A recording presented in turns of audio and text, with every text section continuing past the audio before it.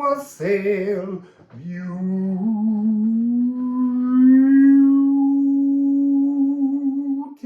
people. Hello, I'm staying at Daniela's, so she's getting her Christmas tree prepared. I like that it has no decorations on it yet. It's like that's all to come. But I have got the ceramic runes that she made for me. So the subject today is the fourth eye, and I'm so excited. So it came through originally as this energy of turning on a fourth eye and seeing the illuminations within the shadows, the things that are hidden behind the veil in the physical world, like the shit we wear. And then I asked for a little bit more on it before I sat down to do the reading. So, because I was like, well, where is it? Is it sort of here? Is it here? But actually, it's your heart. So, the fourth eye is seeing through your heart with love. And that fascinates me. So, I then didn't ask any more questions because I thought it'd be much nicer if this just unfolds for all of you now. So, also, just to let you know, there's Wi-Fi here, so I can catch up with all the comments, the beautiful messages that you've left for me, because I haven't been able to do that for nearly 2 months because my data was too low. So what else do I want to say about this fourth eye energy? So quite often, we often have this thing where we say prayers, and look, it's very important, but there's something about saying a prayer which has a little energy of, oh, I'm really needing help. And actually the truth is that the universe sees the energy in your heart, and whatever you're thinking and feeling, that's the energy that the universe then mirrors back to you. And rather than praying, Galdia, speak your future. Know that you are divine and that you are an aspect of God. You are God here on earth. Each of us is. So it's let's just go into it. Fourth eye. Let's get some information about the fourth eye. We're going to start with the musical alchemy of astrology deck. Actually, I'm not. I'm going to change my mind because I can. We're going to go into the Liffruma Healing Oracle deck. And I'm just going to remind you that I made both these decks, and they're incredible and very, very beautiful, because I wrote them with my divinity. So let's see what the message is. You see, that's really interesting. The energy of playing a game of solitaire. Playing a game of solitaire.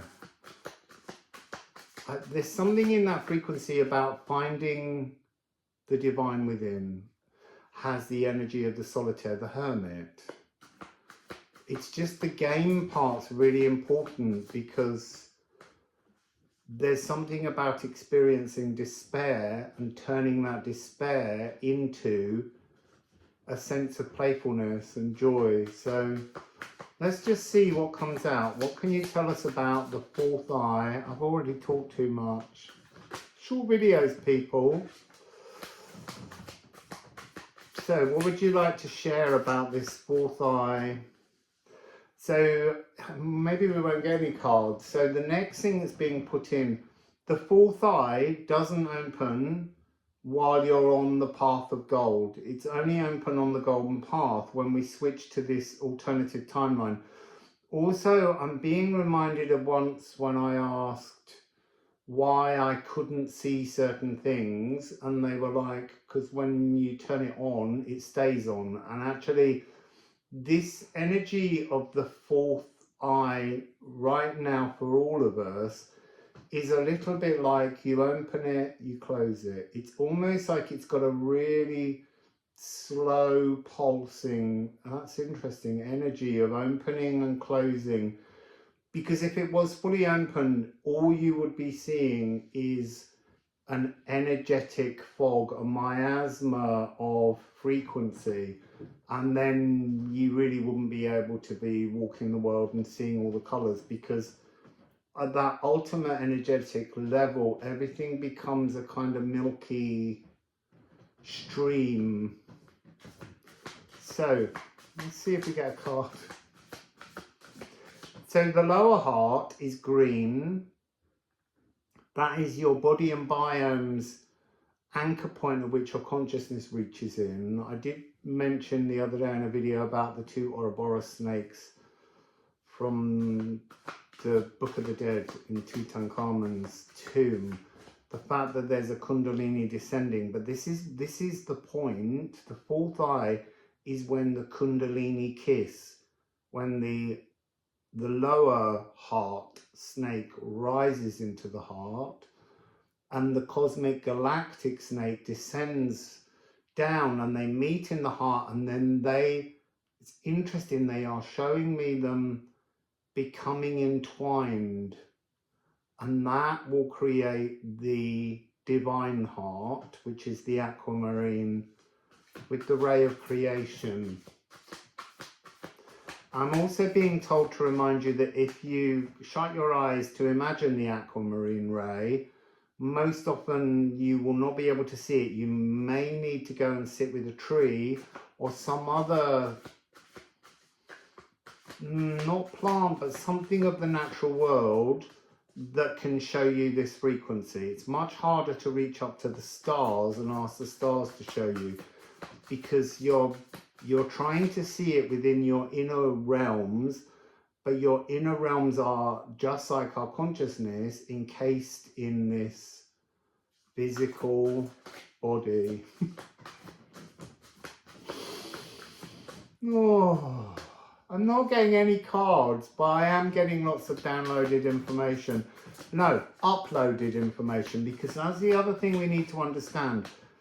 A download, yes, they can come into our consciousness, but much more of the downloads, particularly from the sun at the moment, all of these CMEs and things, they go into the earth, and then the earth translates them into new coding for the earth, and then we pull them, we receive them through the soles of our feet. So I'm being shown the very traditional image of the 4 of Pentacles. So a foot on each of the pentacles, very grounding, almost like there's something within that of the past and the future. And if you can align yourself between those two, then you really are in the golden path now. Then there's a pentacle behind, and that's the kind of the energy of the galactic. And then usually it's gripping and holding this pentacle around the heart chakra, and this is that 4th eye. So the 4 of Pentacles has traditionally been like a kind of hanging on to things, a stubbornness, but this is completely talking about that being a misrepresentation of what the 4 of Pentacles really is. It's about connecting perfectly and being in tune with the now and opening your 4th eye, 4 of Pentacles. The heart, seeing with the heart through the energy of love. Oh, I see him now. They're also showing me a reminder that Eros, love, was the 4th primordial god. So again, it's all this connection with the number 4. Also 444, being, yeah, whatever you want to call it as an angel number, but 444 is called the Jupiter trap. It's almost like being encased in a 12 frequency that resists the urge within us for expansion. I wonder if we're going to get a card at all. I mean, I might have to do a second, we might have to do a part 2. What are we on? We're on 9 minutes. I really would like to keep them short. So maybe this is the 4th eye part 1. Can we please have a card? Be nice to share. After I've gone on about how beautiful these decks are. That's so funny. It really doesn't want to show me a card. Oh, well, I pulled one that was sticking out slightly. Yow. So the sacral, it is part of the sacral. See, now that's interesting. There's a triple sacral frequency that's to do with the amber ray. Oh, come on, that's slightly off subject. But this is about plumping up your energy within when you are hollowed out, which is part of the spiritual pathways, to be hollowed out. Then you can begin to open the fourth eye and fill your frame with new energetic patterning. So let's see if we can get a musical Alchemy of Astrology deck. It would be really nice if it just showed us Eros, the fourth primordial god. So there's something in this energy. So Eros was originally the fourth primordial god. And then when they created the notion of Aphrodite, and that goes back even earlier to Astarte and Ishtar, there was this idea that she was the mother, she was the love. And so Eros became a handsome youth with a bow and arrow. And then by the time of the Roman period, then it became a cherub. And what we were basically doing that we couldn't see was we were infantilizing the divinity of love. Love is the warp and the weft behind everything. So let's see if there's one of these.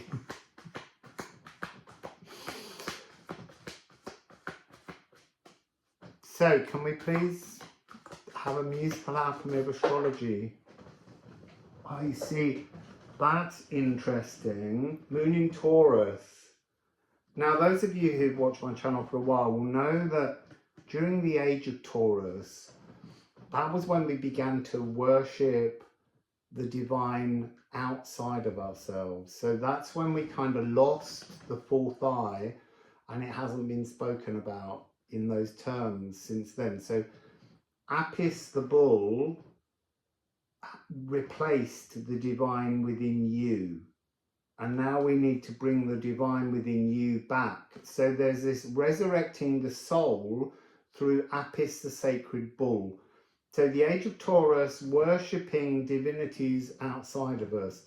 Age of Aquarius, worshipping and knowing the divine within us, that we are all divine, that we don't need to say prayers to guides and spirits and angels, but we have to know that we are divine. And look, I'm not saying don't say them, because we all have a God bridge, which is our higher other self. And that is a particular frequency, and the fourth eye and all of your energy centers or chakras all have to meet. And it's almost like the Pallas Athena energy, the fully fledged divine intention, is the cosmic snake that descends. It's the snake wrangler, it's the boa goddesses, it's the Knossos energy, where there is the female snake wrangler, which is our consciousness, because it's divine. We call it female, but really it's divine intention. And so your divine self, your God bridge, has this shape and form that's way bigger than you, and you tune yourself to match that frequency. And it's always changing, it's always fluid, but when you match this energy, it gives you archetypes, divinities to work with. So, you know, you could say that at that moment you tune into Archangel Gabriel, or you tune into Pallas Athena. They're all relevant. They're all archetypes that can provide you with solutions. But you are those things. It's not that they are divinities and deities outside of you. They exist within you, but you have to connect. So again, this is the same thing. Imagine the fourth eye as a divine archetype within all humans, and then you will begin to be allowed to see through the shadows with that pulsing on and off. It won't stay on, because you don't need to live like that. It's a tool. It's like turning a searchlight on in a very dark space. I assume that's also one of the other energies. The fourth eye is used to identify dense, sticky, molasses shadows that need to be transformed to release the blueprints of the nutrients that were discarded through a kind of energy of discomfort, because you know, you may have thought some ill deed and you didn't want to do that because it's disturbed. So I'm being shown like rippling on the surface of the energy of the veil. It rippled the veil and eventually we pushed them out. But when we pushed those things out, yes, it may have been something dark, fearful and abhorrent, but it was created from the warp and weft of love, that eros energy. And so we are here currently, part of the process, and our purpose is to shine a light and transmute the fear within the shadows into the nutrients of love. So I'm also seeing Thogan, who is on card number 10, Nide, Shadows in the Runes. Thogan is the silent Valkyrie, and that's interesting. So now they're saying that the silence is the energy of the emotional pulse of the fourth eye from the heart, this aquamarine flame of creation. And then we have to learn to Galdeer, because remember, this is a physical world. So the silence of Thogan is behind the veil, but the Galdeering, the creating through sound waves in the physical, is to action the story we are supposed to be writing for ourselves moving forwards.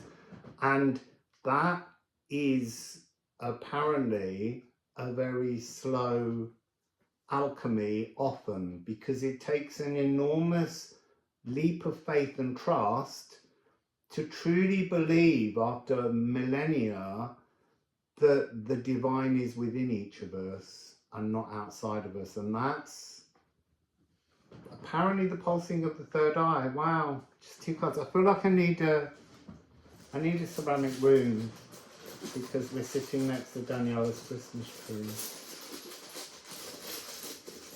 So what do we have to end, please? Divine within me.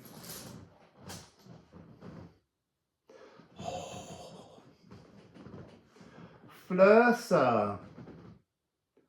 So Flursa is 67, so it's a 13. But Flursa is 13 moons frequency. So see, now that's really interesting. So in the Metonic calendar, there are years that have 12 moons, years that have 13 moons, and they mean different things. 13 is an incredibly divine intention. It's consciousness. It's like being a muse, not amused, but being the muse for your own higher galactic divine consciousness. This is also the energy of, it's girls when they move from being unfertile to growing through puberty to becoming fertile. So there's very much the blood songs of creation hidden within this rune. Also, because now I'm seeing the splitting of the moon, not into 2 half moons, but actually the Silene, the shiny white side that traps us in the emotional ocean of trauma, and the dark moon Lilith energy on the other side, which meets with the sun on a new moon. So there's something about this energy being, find your 13th moon frequency, which is to be prodigally empowered, well, to open this fourth eye. There's something about this Flursa frequency that again is talking about the fourth eye. I think I'm going to stop, so I'll do another one on this subject because it's completely fascinating me, and I'm wanting so much to learn more about it. And my God bridge has been joking that this is only just the beginning. You have no idea. I said one day how many different eyes you have. You're always like just the third eye. There's more. I don't think we need them right now. We just need to start thinking about how we activate and pulse, get the heartbeat, energetic heartbeat of our fourth eye to begin to pulse and to reveal nutrients in the shadows. So, we'll see you.